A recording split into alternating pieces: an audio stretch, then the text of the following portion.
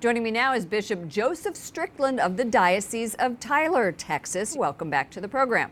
Thank you, Lauren. Let's talk about this proposal. Everyone is expecting a vote on bishop accountability. What does it include now as it stands? Are you confident that it's going to include strict accountability measures to calm concerns that the church can effectively address this clergy sex abuse crisis?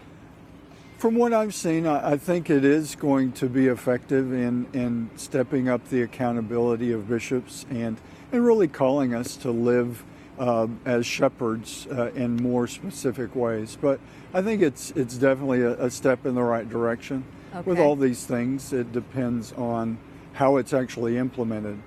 There are concerns that we've heard about bishops policing other bishops. What are your thoughts about that? What would you say to someone who raised that with you? Well, I think it is a legitimate concern because of our theology. As a bishop of a small diocese like Tyler, I have the same mandate as a bishop of a very large archdiocese. And that connection to the Bishop of Rome, the Holy Father, that spiritual and theological connection is very important. Really, theologically, no bishop polices another.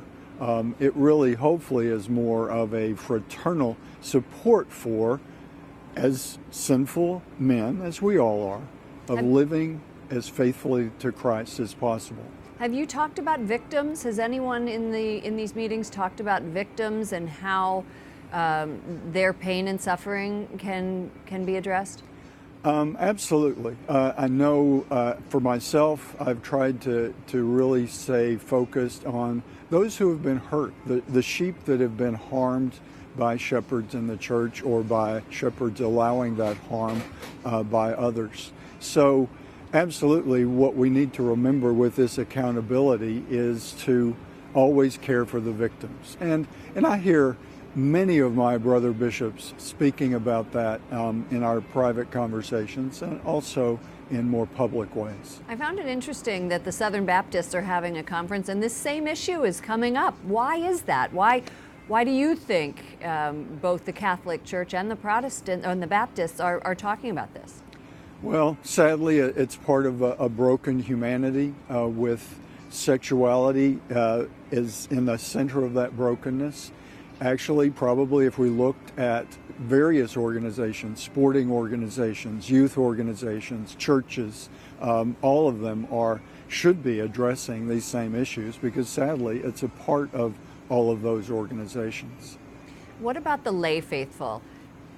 I know that many people want the lay faithful to be more involved in this process. How can you guarantee that that's going to happen? Well, I'm not sure that I can guarantee, but I do believe that the lay voice needs to be there. As was pointed out, I think wisely, that's not an immediate fix either. We're all sinners, and it's not, well, clergy have messed this up, so laity can fix it. But all of us working together as the body of Christ. So it certainly should include a lay voice along with the clergy, but to remember that all of us need to seek the guidance of the Holy Spirit. Thank you so much. Bishop Joseph Strickland of the Diocese of Tyler, Texas. Thanks for joining our broadcast. Thank you.